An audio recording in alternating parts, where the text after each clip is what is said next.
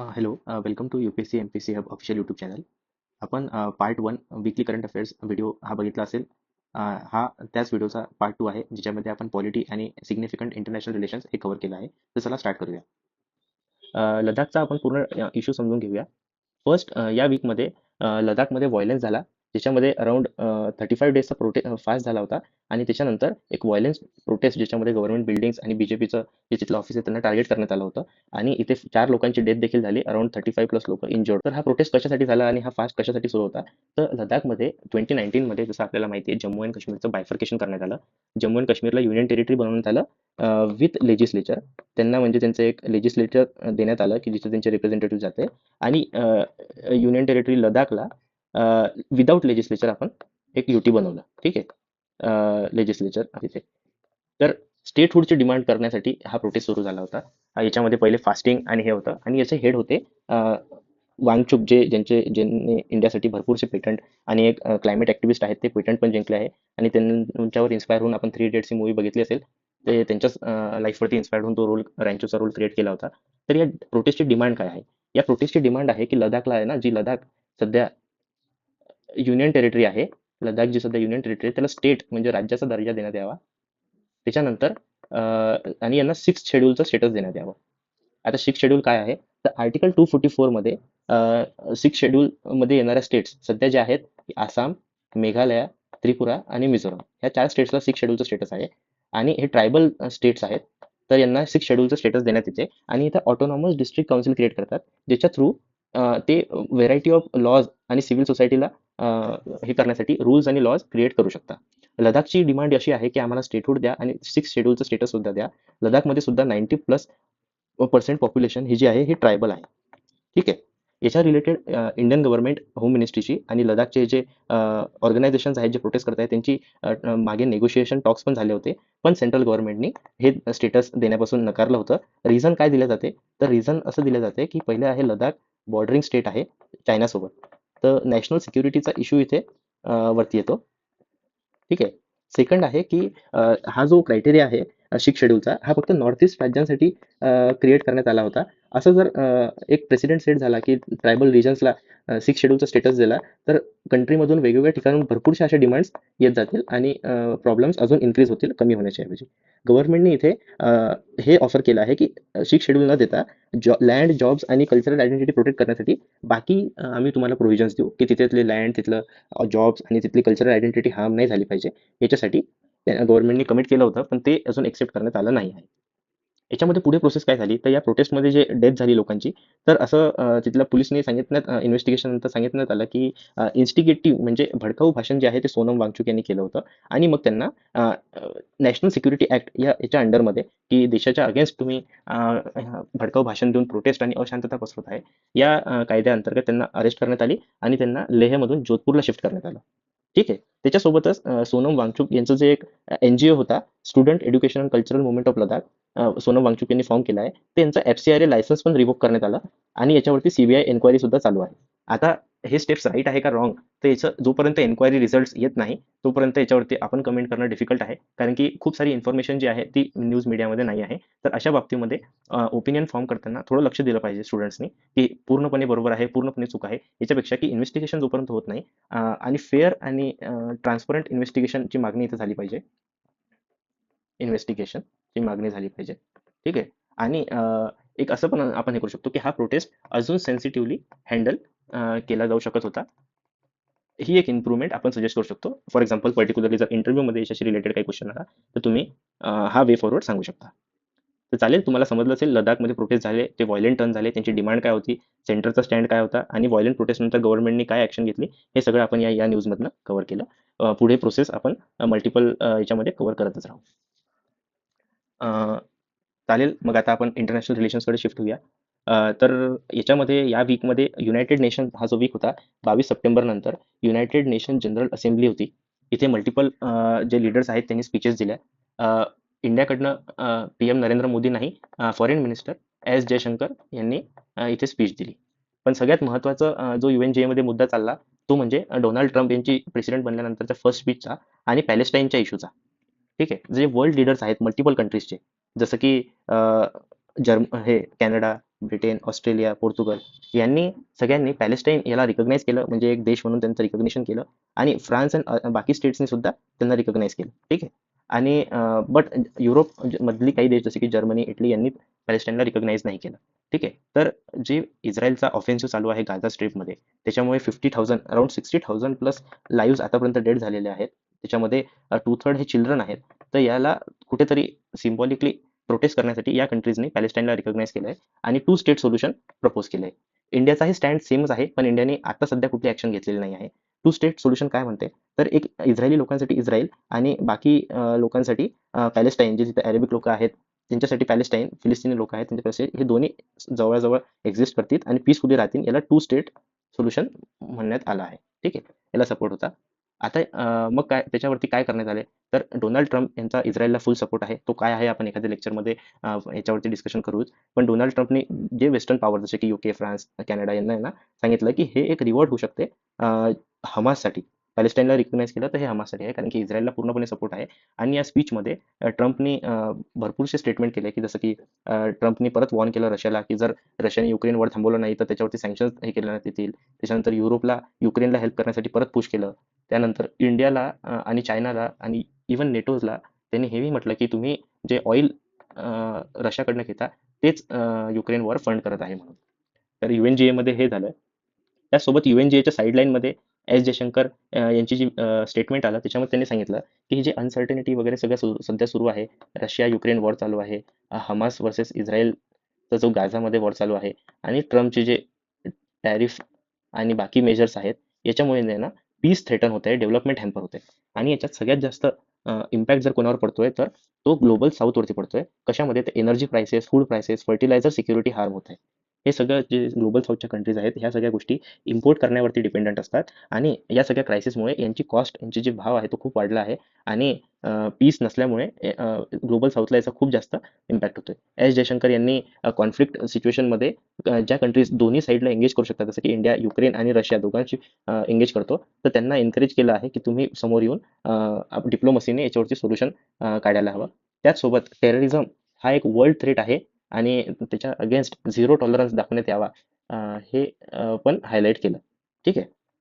त्याच्यासोबतच मल्टीलॅटरल इन्स्टिट्यूशन जसं की UN, WHO, WTO, UNSC यांचं रिफॉर्मेशन सध्याच्या कंडिशनला एकदम जास्त इम्पॉर्टन्स आलं आहे, कारण की मल्टिपल इश्यूज आहेत जिथे हे ऑर्गनायझेशन्स काम करू शकतात, पण ते सिलेक्टेड काही मेंबर्सच्या कंट्रोलमध्ये असल्यामुळे ते इफेक्टिव्हली काम करू शकत नाही आहे. आणि मग यांचा यूज जो आहे तो शून्य होत चालला आहे. तर त्यांचं मल्टीलॅटरिझम रिफॉर्म करण्याचं पण हे केलं.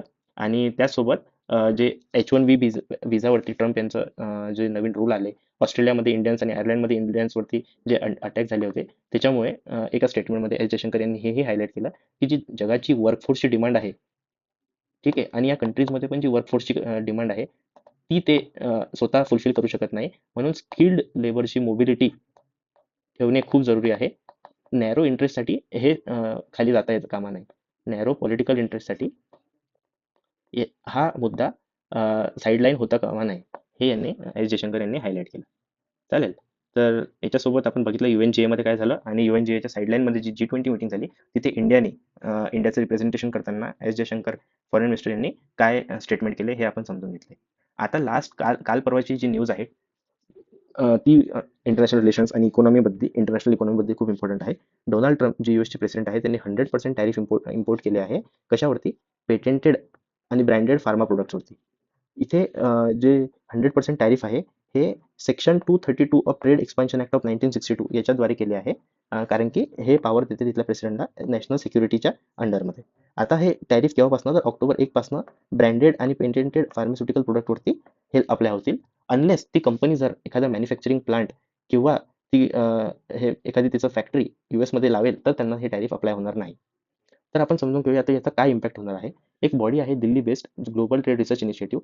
ते सांगते की US जे आहे ना ते इंडियाचं लार्जेस्ट मार्केट आहे फार्मास्युटिकल एक्सपोर्टचं. इंडियाचं समजा 100 मेडिसिन जर एक्सपोर्ट होत आहे तर अराउंड 40 मेडिसिन, म्हणजे 40% मेडिसिन हे US ला जाते. ठीक आहे. याच्या आधी जे टॅरिफ लावण्यात आले होते त्याच्यामध्ये हे जे फार्मा सेक्टर होता तो वगळण्यात आला होता. पण आता त्यांनी फार्मा सेक्टरलाही टार्गेट केलं आहे. याच्यामध्ये एक क्लॅरिटी नाही आहे की फक्त पेटेंटेड आणि ब्रँडेड यांच्यावरतीच टॅरिफ आहेत का जेनेरिक मेडिसिन जे इंडिया नंबर 1 आहे एक्सपोर्टमध्ये त्याच्यावरती पण टॅरिफ लावण्यात येणार आहे. ठीक आहे. आता इंडियाचं जर कॉन्ट्रीब्युशन आपण बघितलं तर इंडिया कॉन्ट्रीब्युट्स निअरली 6% ऑफ यूएसचं जे इम्पोर्ट आहे ते जेनेरिक मेडिसिनने इंडिया हे करते. ठीक आहे. तर त्याच्यामध्ये काय काय येते जसं की hypertension, diabetes, cardiovascular, neurological condition याचे जे फॉर्म्युलेशन्स असतात जेनेरिक ते इंडिया एक्सपोर्ट करते. तर हे जे लो कॉस्ट जेनेरिक असल्यामुळे आणि इथे फक्त पेटंट आणि ब्रँडेड जर त्यांनी टॅरिफ लावला तर थोडं बहुत इंडियाला कुशन मिळेल. पण बाकी ज्या कंट्रीज आहेत फॉर एक्झाम्पल आयर्लंड झालं जे 23% ब्रँडेड आणि पेटेंटेड मेडिसिन एक्सपोर्ट करते यूएसला, स्वित्झर्लंड झालं, जर्मनी झालं, यांना स्टार्टिंगला याचा खूप मोठा जो नुकसान आहे हे बघावं लागणार आहे. ठीक आहे. त्याचसोबत इंडियाची जी PLI स्कीम आहे ज्याच्या थ्रू आपण बायोफार्मास्युटिकल्स, कॉम्प्लेक्स जेनेरिक ड्रग्स आणि पेटेंटेड ड्रग्सला हेल्प करतो. तर या टॅरिफमुळे आता याच्या PLI स्कीमच्या जो इम्पॅक्ट इंडियामध्ये होत होता प्रोडक्शनचा, कारण की ते इंडियामध्ये प्रोड्यूस केल्यावरती हा इन्सेंटिव्ह दिला जातो आणि ट्रम्पने म्हटले आहे की जर तुम्हाला टॅरिफपासून सूट पाहिजे असेल तर अमेरिकेमध्ये फॅक्टरी लावा. तर थोडा बहुत या PLIच्या रिझल्ट्सवरती पण इम्पॅक्ट येऊ शकतो असं एक्सपर्ट्सचं सांगणं आहे. आता याच्यात इंडियावरती किती इम्पॅक्ट होईल, इंडियाचे जे 9.8 बिलियनचं फार्मास्युटिकल एक्सपोर्ट आहे याच्यावरती किती इम्पॅक्ट होईल हे 1 ऑक्टोबरपर्यंत जेव्हा डिटेल्ड रूल्स येतील तेव्हा त्याच वेळेस आपण सांगू शकतो. पण याच्यामुळे आधीच्या टॅरिफमुळे जे टेक्सटाईल, ऑटोमोबाईल, नंतर लेदर, नंतर श्रीम याच सेक्टरसोबत आता फार्मा सेक्टर देखील इम्पॅक्ट होताना आपल्याला दिसेल. गव्हर्नमेंट ऑफ इंडियाला यांचे जे सगळे प्रोडक्ट्स आहेत ते बाकी कंट्रीजमध्ये कसे एक्सपोर्ट करता येईल म्हणजे डायव्हर्सिफिकेशनवरती फोकस करावं लागणार आहे. त्याच्यासोबतच हे इंडियन मार्केटमध्ये पण कसं यूज करता येईल हे पण आपल्याला प्रमोट करावं लागणार आहे, नाहीतर या सेक्टरला खूप मोठा नुकसान होण्याची शक्यता आहे. आता आपण 2 असे आर्टिकल घेऊ जे PSIR रिलेटेड खूप इम्पॉर्टंट आहे. फर्स्ट आहे ॲशली जे टेलिस यांचं आर्टिकल, ज्याच्यामध्ये ते सांगतात आहे की आपण बघतो आहे अंडर ट्रम्प प्रेसिडेन्सी खास करून जे सेकंड टर्म आहे जानेवारीपासून स्टार्ट झालंय त्याच्या इंडिया आणि USA रिलेशनशिपमध्ये खूप जास्त शिफ्ट आला आहे. तर त्यांचं असं रिझन आहे की जे पहिले डेमोक्रॅट्स होते जो बायडन यांच्या लिडरशिपच्या अंडर आणि जी डीप स्टेट एक वर्क करते USA मध्ये, यांच्यासाठी चायना जो होता हा मिलिटरी आणि जिओ पॉलिटिकल रायव्हल होता. ठीक आहे. चायना US साठी. बट फॉर ट्रम्प तो फक्त एक इकॉनॉमिक रायव्हल आहे, जिओपॉलिटिकल आणि मिलिटरी रायव्हल नाही आहे. ज्यावेळेस USA आणि डेमोक्रॅटिक सिस्टीम आणि हे मिलिटरी आणि जिओपॉलिटिकल रायव्हल कन्सिडर करत होते चायनाला, त्यावेळेस इंडिया आणि जपान सारख्या ज्या कंट्रीज आहेत इंडो पॅसिफिक मधल्या त्यांचं खूप जास्त इम्पॉर्टन्स होतं. कारण की चायनाच्या जवळ जे जपान, इकडे इंडिया, ठीक आहे, हे ज्या कंट्रीज आहेत यांचं इंडो पॅसिफिकमध्ये खूप जास्त इम्पॉर्टन्स होतं चायनाला काउंटर करण्यासाठी. बट ॲज डोनाल्ड ट्रम्प चायनाला जिओपॉलिटिकल रायव्हल नाही कन्सिडर करत, तर या कंट्रीजचा इम्पॉर्टन्स US पॉलिसीच्या अंडरमध्ये, फॉरेन पॉलिसीच्या अंडरमध्ये कमी होत चालला आहे असं त्यांचं म्हणणं आहे. तर याच्यामध्ये त्यांनी मल्टिपल गोष्टी हायलाईट केल्या आहे की कसं इंडिया आणि जपानवर देखील USने ॲक्शन्स घेतले आहेत टॅरिफ रिलेटेड, नंतर ॲग्रीमेंट करण्यासाठी फोर्स केला आहे, जे की पहिले या कंट्रीजला खूप जास्त सिग्निफिकन्स USचं ॲडमिनिस्ट्रेशन फॉरेन पॉलिसी देत होतं. ठीक आहे. तर हे त्या रिलेटेड आर्टिकल होतं. याच्यामध्ये तुम्ही आपल्या चॅनलला जॉईन करून हे आर्टिकल पूर्ण वाचू शकता. पण कोअर कन्सेप्ट काय आहे तो मी तुम्हाला समजून सांगितलं. त्याचसोबत इंडियामध्ये आता सर्जिओ गोर म्हणून जो आहे तो USचा अँबॅसेडर म्हणून अपॉइंट करण्यात आला आहे. तर त्यांना काय ॲडवाईस ॲशली जे टेलिस यांनी दिली आहे ते पण या आर्टिकलमध्ये आहे. कोअर मुद्दा तुम्हाला मी सांगितला. आता ट्रम्प आणि US सोबत इंडियाला रिलेशन्स कोणत्या लेवलवरती कशा बेसिसवरती करावं लागतील याचं एक डिटेल प्लॅन आपल्याला आखावं लागणार आहे. ठीक आहे. सेकंड न्यूज आहे PSI related, India EU strategic agenda. तर जसं की आपण बघतो आहे US जे आहे ते ॲडमिनिस्ट्रेशन खूप अनसर्टन झालं आहे आणि बट इंडिया आणि EUची रिलेशनशिप जी आहे ती इम्प्रूव्ह होताना आपल्याला दिसते आहे. इथे इंडिया आणि EU हे मल्टीलॅटरल रिलेशनशिपला प्रमोट करताना आपल्याला दिसून येत आहे. फॉर एक्झाम्पल EUने नेमकंच एक स्ट्रॅटेजिक एजेंडा रिलीज केला, ज्याच्यामध्ये 5 पिलर्स आहे. पहिला पिलर आहे इकॉनॉमी अँड ट्रेड. ठीक आहे. सेकंड आहे ग्लोबल कनेक्टिव्हिटी. थर्ड आहे इमर्जिंग टेक्नॉलॉजी. फोर्थ आहे सिक्युरिटी अँड डिफेन्स. 5 आहे पीपल टू पीपल टाईज. याचे काही सिग्निफिकंट प्रोव्हिजन्स आपण समजून घेऊया. फर्स्ट आहे की EU जो आहे तो इंडियाचा लार्जेस्ट ट्रेडिंग पार्टनर आहे आणि इंडिया जो आहे तो EUचा ग्लोबल साऊथमध्ये लार्जेस्ट ट्रेडिंग पार्टनर आहे. दोन्ही कंट्रीज EU ब्लॉक आणि इंडियामध्ये अराउंड $120 बिलियन ट्रेड होतो. आणि सर्व्हिसेसमध्ये हा ट्रेड 60 बिलियनचा आहे. ठीक आहे. 6,000 युरोपियन कंपनीज इंडियामध्ये ऑपरेट करते आणि अराउंड 3 मिलियन म्हणजे 30 लाख लोकांना ते जॉब प्रोव्हाइड करतात. तसंच $140 बिलियन EUचा 2023 मध्ये इंडियामध्ये फॉरेन इन्व्हेस्टमेंट आहे. तरी ही रिलेशनशिप अंडर एक्सप्लोर्ड आहे कारण की इंडिया हा फक्त 2.5% ट्रेड आहे EU सोबत. तर हा खूप जास्त इन्क्रीज करण्याची पोटेन्शियल इंडिया आणि EU मध्ये आहे. ठीक आहे. तर याच्यासाठी काय करण्यात येत आहे, तर एक फ्री ट्रेड ॲग्रीमेंट नेगोशिएट आणि या डिसेंबरपर्यंत फायनल करण्याचा गोल इंडिया आणि EUने ठेवला आहे. त्याच्यानंतर इन्व्हेस्टमेंट प्रोटेक्शन ॲग्रीमेंट, की ईयूची जी इन्व्हेस्टमेंट आहे ती इंडियामध्ये प्रोटेक्टेड राहावी याच्यासाठी पण मेजर्स आणि डायलॉग सुरू आहे. त्याचसोबत सेकंड पिलरमध्ये ईयूचा एक ग्लोबल गेटवे आहे, ज्याच्यामध्ये ते $300 बिलियन वर्ल्डमध्ये ग्लोबली इन्व्हेस्ट करणार आहे एनर्जी, डिजिटल आणि ट्रान्सपोर्ट इन्फ्रास्ट्रक्चरमध्ये. त्यालाच अलाइन करून इंडियाचा एक महासागर इनिशिएटिव्ह आहे, ज्याच्यामध्ये आपण म्युच्युअल होलिस्टिक ॲडव्हान्समेंट करतो आहे सिक्युरिटी आणि ग्रोथचा, एस्पेशली इंडो पॅसिफिकमध्ये. तर इन्फ्रास्ट्रक्चर आणि ग्लोबल कनेक्टिव्हिटीमध्ये हे पिलर्स येतात. त्याचसोबत India middle east Europe economic corridor हा पण एक प्रोजेक्ट आहे. ठीक आहे.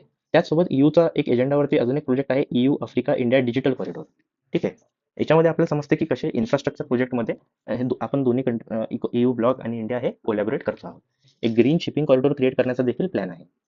त्याचसोबत थर्ड पिलरमध्ये इमर्जिंग टेक्नॉलॉजीज, तर याच्यामध्ये ईयूकडे जे आहे रिसर्च अँड डेव्हलपमेंट खूप स्ट्रॉंग आहे आणि इंडियाकडे स्किल्ड वर्कफोर्स आहे, डेटा सेट ह्यूज आहे, डिजिटल इकॉनॉमी आहे आणि स्टार्टअप इकोसिस्टम पण इंडियाची खूप मोठी आहे. तर हे दोन्ही मिळून EU India innovation hub create करण्याचा एक डेडिकेटेड प्लॅटफॉर्म क्रिएट करण्याचा प्लॅन करत आहे. त्याचसोबत ईयू इंडिया स्टार्टअप पार्टनरशिप पण क्रिएट करण्याचा प्लॅन आहे. त्याचसोबत एनर्जी कोऑपरेशनसाठी Euratom and India agreement sign करण्याचा प्रपोजल आहे, ज्याच्यामध्ये पीसफुल यूज करण्यात येईल न्यूक्लिअर एनर्जीचा आणि nuclear reactor safety, radioactive waste management, nuclear security, nuclear fusion या सगळ्या गोष्टींवरती फोकस करण्यात येणार आहे. त्याच्यामुळे फोर्थ पिलरमध्ये सिक्युरिटी अँड डिफेन्समध्ये नेमकंच एक strategic dialogue on foreign and security policy 2025 मध्ये लॉन्च झाला आहे. हा प्रिलिमसाठी पण इम्पॉर्टंट टॉपिक आहे, की क्वेश्चन येऊ शकतो की India has launch strategic dialogue on foreign and security policy with which regional bloc or country. ठीक आहे. तर इथे लक्षात ठेवा की ते ईयू सोबत करण्यात आलं आहे जून 25 मध्ये. त्याचसोबत जे इंडियाचं इंडो पॅसिफिक आहे तिथे ईयूचे स्ट्रॅटेजिक इंटरेस्ट आहेत आणि इंडिया की रोल प्ले करतो इथे रिजनल स्टॅबिलिटीमध्ये. तर या दोघांचं ईयूचं नेव्हल फोर्स आणि इंडियन नेव्हीचा इथं रोल खूप सिग्निफिकंट होत चालला आहे.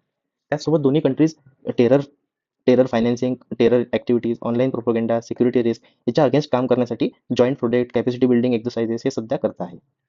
ठीक आहे. आणि ईयूची जी एक्सपर्टीज आहे डिफेन्स रिसर्च अँड मॅन्युफॅक्चरिंगची, ती इंडियाच्या डिफेन्स सेक्टरला स्ट्रॉंग करण्यासाठी देखील हेल्प करू शकते. तर इंडियाची जी डिफेन्स इंडस्ट्री आहे, जे इंडियाचं धोरण आहे आत्मनिर्भरतेचं, ते हेल्प करण्यासाठी पण ही रिलेशनशिप कामी येऊ शकते. लास्ट पिलर आहे पीपल टू पीपल टाईजचा. 2023 मध्ये अराउंड 7.8 लाख इंडियन सिटीजन्स हे ईयूमध्ये राहतात, जे की कुठल्याही ब्लू कार्ड होल्डर्समध्ये सगळ्यात मोठा ग्रुप आहे. ठीक आहे. आणि ट्रॅव्हलिंग सुद्धा 1 मिलियनच्या वरती शेंझेन विजावरती इंडियन्स ट्रॅव्हल करतात इन 2024. तर हे मायग्रेशनचं मॅनेज करण्यासाठी दोन्ही कंट्रीज कोऑपरेट करत आहे. मोबिलिटी ॲग्रीमेंट्स वरती सुद्धा डिस्कशन चालू आहे आणि स्टुडंट एक्सचेंज, अकॅडमिक आणि रिसर्चरचे एक्सचेंज करण्यासाठी सुद्धा एफर्ट्स घेतले जात आहे. तर यूएसच्या अनस्टेबल आणि अनरिलायबल बिहेवियर नंतर इंडिया आणि ईयू हे दोन मल्टीलॅटरलिझमचे पिल्लर बनण्यासाठी ट्राय करत आहे. ही रिलेशनशिप आता फक्त ट्रेड नाही, एक स्ट्रॅटेजिक अँगल घेते आहे आणि याच्या थ्रू जे आहे या दोन रिलेशनशिपमुळे पूर्ण ग्लोबचा फायदा होऊ शकतो, कारण की याच्यात ग्लोबल कनेक्टिव्हिटी प्रोजेक्ट सुद्धा आहे. तर हे आर्टिकल PSIR साठी खूप इम्पॉर्टंट आहे, specially IR GS two IR साठी तर आहेच, पण PSIR साठी खूप इम्पॉर्टंट आहे. तर चालेल, आपण वीकली करंट अफेअर आपण रिवाईज केलं. महाराष्ट्राच्या न्यूज, त्यानंतर आपण इंडियन इकॉनॉमीच्या न्यूज, मग पॉलिटिक्सच्या न्यूज आणि डिटेलमध्ये मग इंटरनॅशनल रिलेशन्सच्या न्यूज कव्हर केल्या. असंच प्रत्येक संडेला आपण जे वीकमधले हे असतील इम्पॉर्टंट करंट अफेअर ते मराठीमध्ये डिस्कस करत जाऊ. तर चॅनलला लाईक, शेअर आणि सबस्क्राईब करा आणि जे व्हॉट्सॲप चॅनल आहे ज्याची लिंक डिस्क्रिप्शनमध्ये दिली आहे, ती तुम्ही जॉईन करू शकता, ज्याच्यावरती डेली इंडियन एक्सप्रेसचे सिलेबसचे असोसिएटेड जे नोट्स आहेत ते स्क्रीनशॉटद्वारे अपलोड करण्यात येतात.